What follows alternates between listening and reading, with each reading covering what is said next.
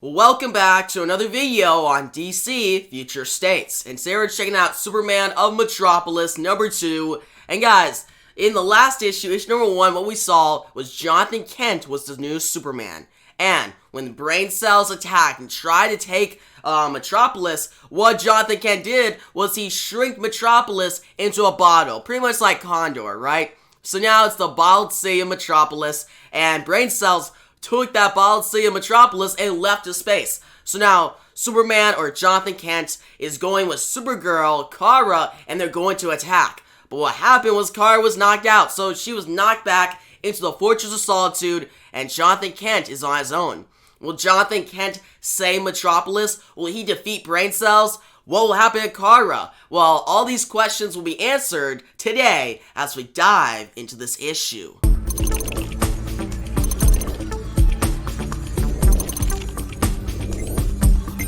We see Brain Cell's ship in space. Jonathan Kent is on board. Now, he's trying to stop Brain Cells. Jonathan Kent is trying to get Metropolis back.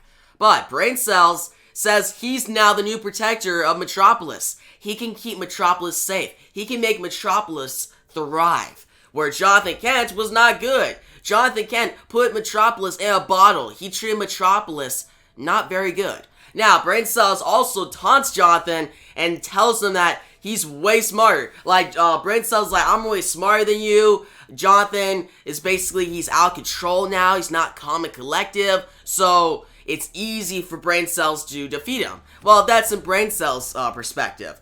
And Brain Cells is actually getting in Jonathan's head. He's making Jonathan angry. Now, Jonathan goes to attack. He punches Brain Cells in the face, you could say, and says, "You are not Metropolis's protector. I am." Now, Brain Cells responds, "Are you? You talk a good game, but it's just a game. If you wanted to protect you, you'd have exiled the army, not run and hid in your city. Do you think your father would have done that? Or should we just ask him?" Now, right here, guys, things begin to pop off. It gets super interesting. Jonathan Kent is blasted back, and a bunch of Supermans come out of nowhere. They come out of the sides of the Brain Cell ship, and they have like no faces. But Jonathan responds. He says, "This is a nightmare." And basically what these Supermen are, they are different Superman from different points in time when Superman faltered and then succeeded. Like when Superman fought the Nazis, when he fought Doomsday from Metropolis, when he saved different cities in danger. There's certain points in Superman's history that he was faltering. He almost died. Actually, death of Superman. He died by Doomsday's hand. But he always came back. He kept going. And what these Supermen tell Jonathan is that they're not proud of Jonathan. They actually think it's pretty shameful of what he did. He made Metropolis a bald city. He's going against everything Superman stands for. And this big Superman just smacks Jonathan to the ground. So Jonathan, he's not doing so good, guys. He's getting smacked by multiple versions of his father, which they're not actually his father, they're just created by Brain Cells, and he's getting taunted by Brain Cells from the side. Now, meanwhile, at the Fortress of Solitude, Kara wakes up. Now, she's bleeding from her mouth, and she says, "What happened?" And she says, "Kal-X, run back video for me." Kara basically remembers what happened with Jonathan flying off, trying to stop Brain Cells, Kara getting knocked out, and now she has to go help Jonathan. She's actually sorry, because she was against Jonathan, against his plans, but now she sees that he was actually in the right. He was in the wrong. Now, Kal-X gives Kara this size ray, and she's going to use it to get Metropolis back to its original size. So, Kara flies off, but she hopes that Jonathan has not done anything too stupid yet. Now, we shift to Brain Cell's ship, and we see Jonathan. He's fighting off against not just multiple versions of his father, but multiple versions of Superboy. It's like Connor Kent, or himself actually, and other different ones, right? Because we got Connor Kent, Jonathan Kent, but we see different Superboys, different Supermans. They all don't actually have a face though, they have like a blank face, like the Question, you could say. But Jonathan fights back, he keeps getting insulted by all these different Supermen, and the Superman knocks him to the ground. The Superman that was actually killed by Doomsday, per se. And that Superman says, "The truth is, you never know as much as you think, Jonathan. The only way to win a war is to outthink everyone, boy." Now, Jonathan is smacked to the ground, and he falls through the ship, and he thinks, Outthink. Brain cells built this entire experience for me, tricked me into shrinking Metropolis, and now has me facing my entire lineage. The only question is, why? Now, brain cells response. I told you, my mission, what Trojan programmed me for, was to make humans better, and you will not stop me. Kara either. Defenses launch an attack on Supergirl, please. And Superman, if Jonathan can't learn his lesson, kill the boy. So, Jonathan stands ready to fight all of his lineage while Supergirl outside is getting attacked. Now, we see all of the Superman lineage, they fight back, they go to attack. Now, Jonathan grabs brain cells, and brain cell says, the neodymium core. Jonathan, what are you doing? Now, Jonathan pulls the neodymium out of brain cells and causes a huge blast. And he says, okay, you fakes, let's see what you got. So Jonathan gets charged up, ready to go, and he now has a chance to win.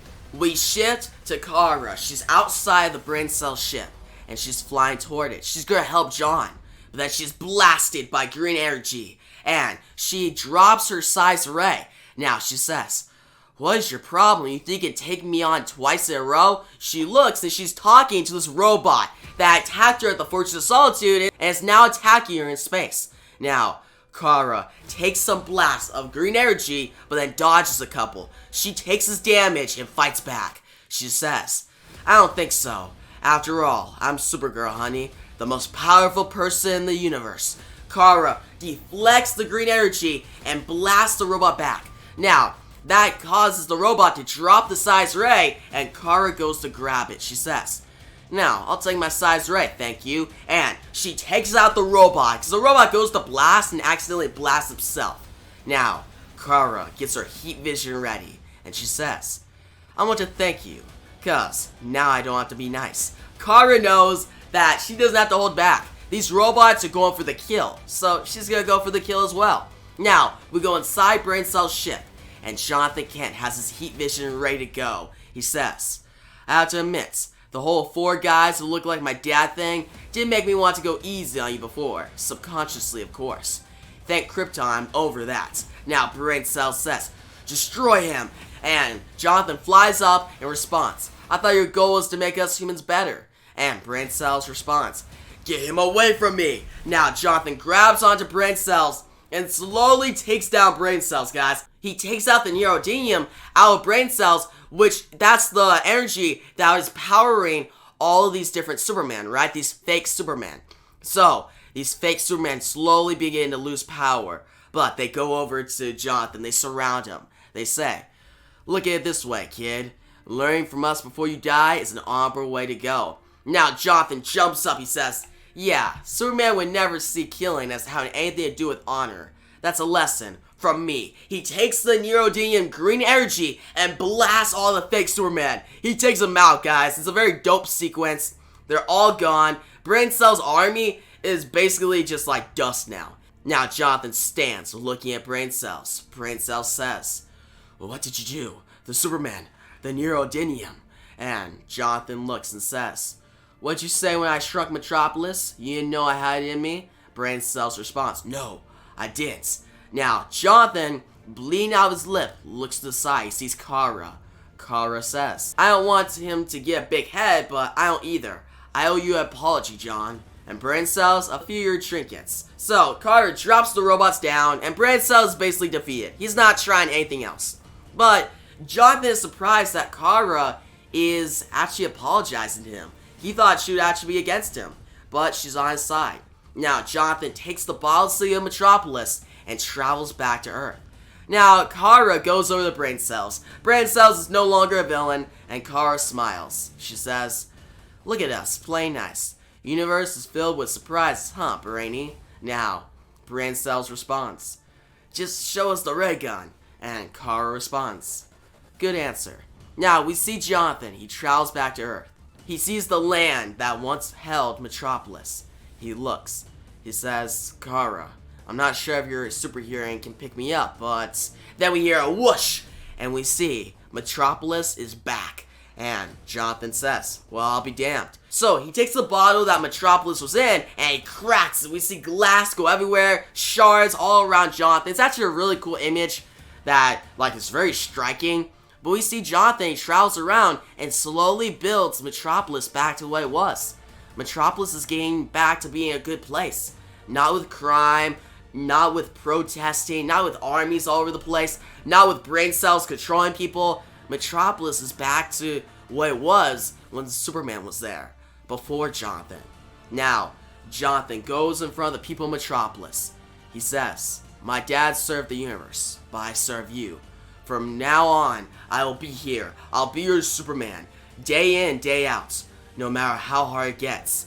I am Jonathan Kent, the Superman of Metropolis." Jonathan flies and we see everybody in Metropolis just cheer on Jonathan. Jonathan is no longer a villain. He's a hero. He's Superman. And we see this kid in the crowd. He says, "Mama, Mama, Superman's back." And the mom says, "Yes, honey, he definitely is." And that's how we conclude Future State's Superman of Metropolis. Shiloh Norman, Mr. Miracle, is hit against a van. He's trying to get up, but these robots are coming near him. They're going to kill him. Shiloh's been trying to figure out what's been going on in Metropolis. He's in the bottom city of Metropolis, and he's trying to get out. He's trying to save Metropolis. But right now, he's got to save himself. So, what he does to not get shot by these robots, he sees a graffiti artist from afar. And this graffiti artist is writing the Superman symbol on the wall. Now, Mr. Miracle says, "Is that Superman?" And the robots look back. They go to shoot at the graffiti artist, but the graffiti artist gets away. And Mr. Miracle does as well. But Mr. Miracle tries to fly away, but these robots just keep going after him. They keep blasting. He barely survives. Like, guys, these robots are blasted left and right, and Shiloh Norman, he's just trying his best, alright? Now, he asks his mother box. He says, "Give me the goods." Now, the mother box says, "The barrier is not indestructible. It can be penetrated with a narrowly focused high-yield charge of source energy." Now, Mr. Miracle thinks for a second. He thinks about Murphy's Law. The only universal constant with greater impact on him is gravity. So, Mr. Miracle has to use gravity to his advantage. He flies up. He avoids multiple blasts from the robots. Then, he basically creates multiple versions of himself through his mother box. So now, there's like multiple versions of Mr. Miracle flashing at the robots. Only for a couple of seconds though. But it gives Mr. Miracle enough time to go through an alleyway and get away.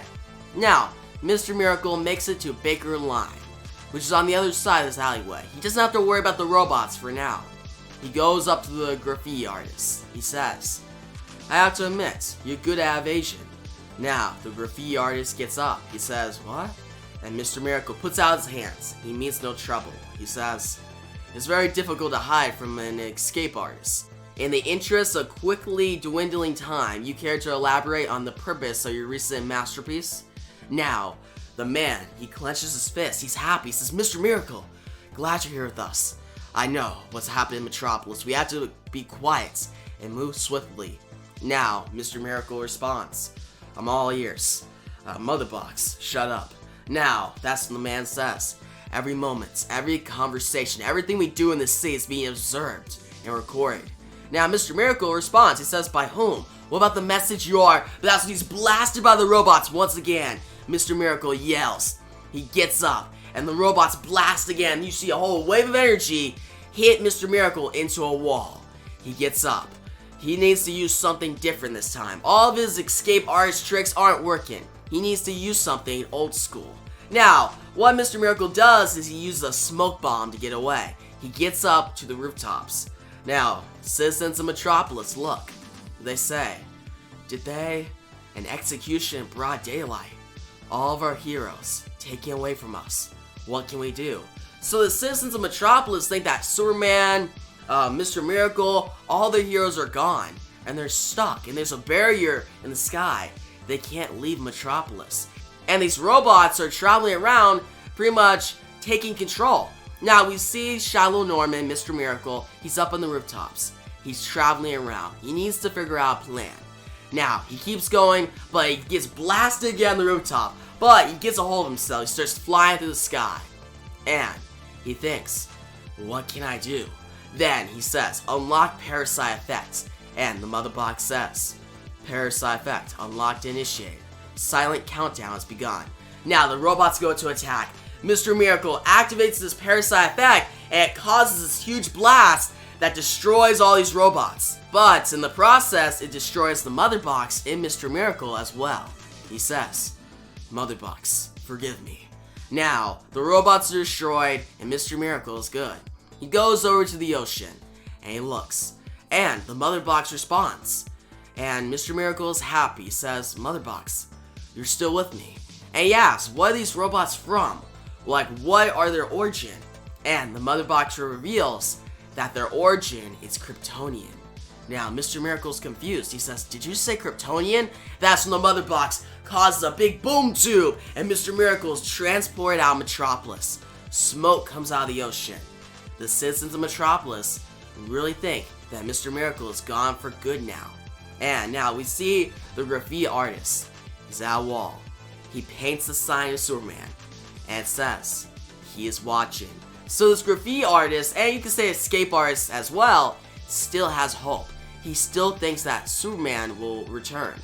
Now, for Mr. Miracle, Shiloh Norman, well, he was transported to War World. So this story continues in Superman Worlds at War #1. Now, heading to another part of Metropolis, West River, south of Metropolis University. We see the Guardian. His shield and helmet are messed up, but the Guardian is inside this house. You can see this house in like a deck, right, by the harbor. Now, this woman named Rosa is trying to wake up the Guardian. She sees on her phone a broadcast that Jimmy Olsen is about to die. He's about to be thrown off this building. The last fake god of Metropolis, the last person that people look up to, is about to die. Because at this moment, Superman's gone, Guardian is supposedly dead, Mr. Miracle disappeared, and all he got left is Jimmy Olsen. Now, the Guardian, he wakes up, he says, "Get off me, just give me my shield." Now, what we see is 3 other people come in the room, they tell Guardian to take it easy. He was dead like a minute ago. Now, Guardian's like, "Okay, hold up, remind me, who the heck are you?" Now, the woman introduced herself, she's Rosa. The old man's name is Ray. The other kid's name is Paulo. And the other older woman's name is Cassidy. So, 4 different people, and they have a plan to save Metropolis. They give the shield and helmet back to Guardian, and Guardian looks at the broadcast. He sees that Jimmy is in trouble. He's gonna be sacrificed. And if Metropolis is to keep having hope, they need Jimmy to be alive. Guardian gets up like nothing happened. The different people are actually surprised. I found this part funny because they're like, "You were dead a minute ago," and Guardian's like, "No, I'm good." Now, he asks, "Alright, what have you guys stockpiled?" Now, Ray says, "The firehouse in Bakerland has life nets for anyone trapped in buildings." Now, Paulo responds, "Our school science lab was working on a project with Star Labs. We got a climbing pack that'll let you climb wherever you need." Now, Rosa says, "Suicide Slum has a police outpost. It can send emergency alert signals to the public." Cassidy says, "And there's a communication studio in Hallou's Gates. We can get a video message out on televisions as well." Now, Guardian gets up, ready to go. He's suited up and ready to save Jimmy. He says, "Get everyone you can and march down to the Daily Planet building. Now. Her honest Mary wants attention. Let's give it to her." Now, Rosa says, "And you?" And Guardian responds, "Just bring the city. I'll get you Jimmy." Now, we shift to Honest Mary, on top of the Daily Planet. And Jimmy Olsen, he's close to the edge. He says, "Murderer." And Mary responds, "What bad perspective, Jimbo. I'm not killing you. I'm curing the city. I thought you loved this place. You should be happy to make it better.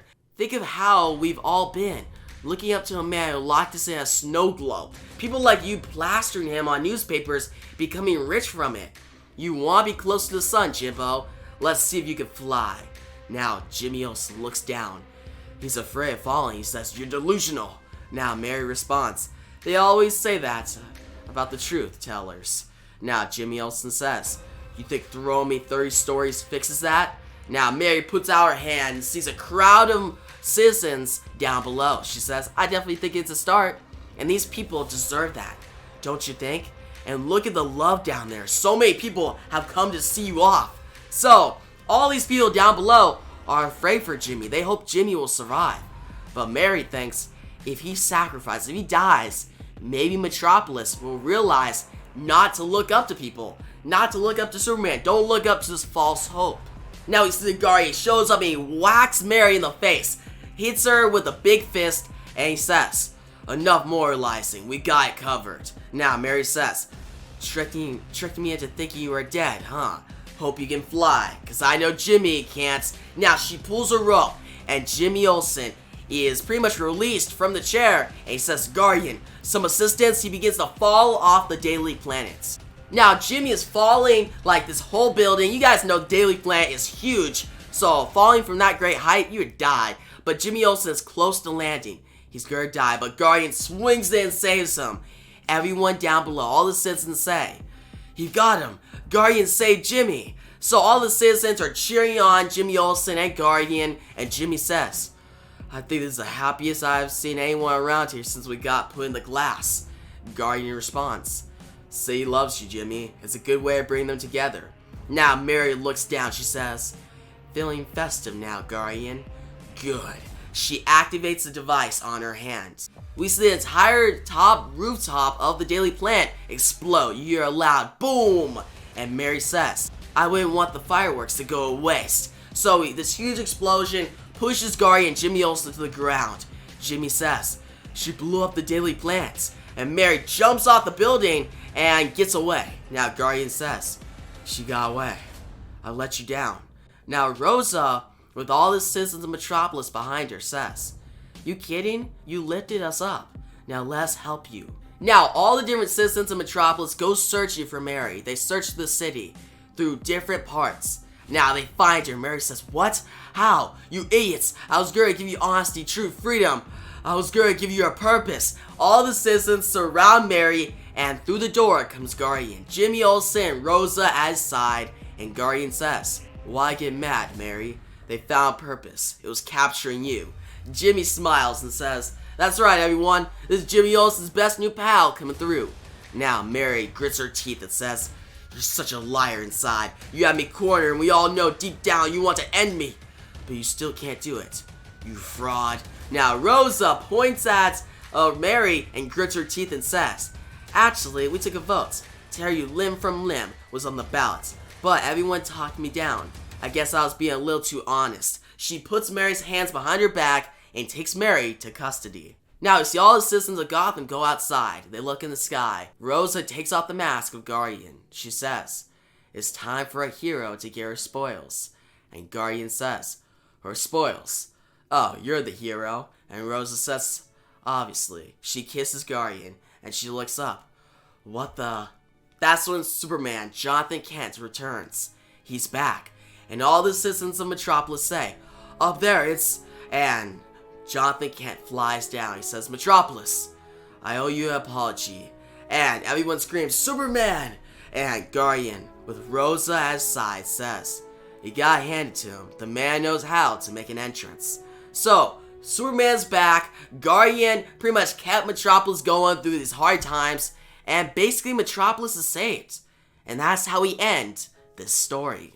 So that was Future State Superman of Metropolis #2. And I thought this was a solid ending. I didn't think the issue was amazing, but I still really enjoyed it. First off, the main story, the Superman Metropolis story with Jonathan Kent going against brain cells and going up against like an army of fake Superman, that was really cool. I actually really like the idea of seeing like fake Superman from different points in Superman's history, like the lineage. That was a really great idea by Sean Lewis, the writer. Sean Lewis actually wrote this issue very well. How everything came full circle with Jonathan going back to Metropolis and coming the Superman of Metropolis. That was a good way to cap it off. And seeing Jonathan inspire hope and go from being a villain to like a hero, it was good character development and made the story overall feel really good. I actually really liked it. And the artwork by John Timms was really amazing. The action sequences, the facial expressions, and the one image of just Jonathan Kent like smashing the bottle that Metropolis was in with all the shards going everywhere was a striking image. Probably my favorite image in the entire story. It was really cool. Now, going on to the backup stories, the Mr. Miracle one was solid. It was kind of like a bridge chapter because it was the end of the Mr. Miracle backup stories in this series, but it continues in the Superman Worlds at War series, Which part 1, we already saw, he got transported to like this labyrinth, then he showed up on War World, but his story will conclude in Superman Worlds at War number 2, which will be coming out next week. So yeah, guys, you'll get the conclusion of that very soon. But I thought it was a good chapter. It was cool seeing Mr. Miracle team up with like a graffiti artist that was like an escape artist as well, and see Mr. Miracle use the mother box and like blast all these robots. That was really cool. Now, the artwork for this Mr. Miracle storyline, Valentine de Landra, she did a good job. I didn't think the artwork was amazing, but it fit the tone good enough. And Brandon Easton's writing was good. It kept it going, it wasn't overwritten, but it had enough good dialogue to keep you invested. Now, going on to the final backup story of Guardian, I thought that story was probably the weakest. I still thought it was decent, it was better than the first chapter in Superman Metropolis number 1, but I just felt like at times it got kind of boring, at least for me. I wasn't as invested. The ending was good, where they took down Mary, and Guardian was with Rosa, he inspired hope in Metropolis, and then Superman returned. That was a good ending, that was really good. But the beginning of it, I was like, alright, whatever. It's starting out a little slow, but then it got going. So I think that the final backup story, the Guardian one, written by Sean Lewis, it was written well, but for me, I just wasn't as invested. Like, for me, Guardian, he's not really my favorite character, he's not interesting to me. Some people may really like his character, but I'm just not a big fan of him. I don't get excited when he shows up. Now, the art by Chloe Hammer it's okay. Like, the art is good at times, but other times it looks a little rushed. So yeah, I'd say the Guardian story, the backup story, is the weakest out of the 3, alright? Then it'd be Mr. Miracle, and I think the main story, the Jonathan Kent one, was the strongest, because it ended well. But yeah, guys, overall, I'll give this issue an 8 out of 10. It was solid. I recommend it. If you're a fan of Jonathan Kent Superman, check it out. If you like Mr. Miracle, if you like The Guardian, then you'll enjoy this. It's not an amazing issue, it's not an amazing story, but it's good enough. Alright, like if you skip it, you're not missing a lot, but if you read it, I think you'll have a fun time, alright? Especially if you're a big Superman fan. But yeah, guys, tell me your thoughts on this issue down below. What would you rate from 1 to 10? Tell me your thoughts on each story. The Jonathan Kent main story, the Mr. Miracle backup, and the Guardian backup. But yeah, if you like the video, give a big thumbs up, new channel, make sure to subscribe and the notification bell so you don't miss out on my next DC Future State video. And yeah, guys, thanks for watching, and peace out.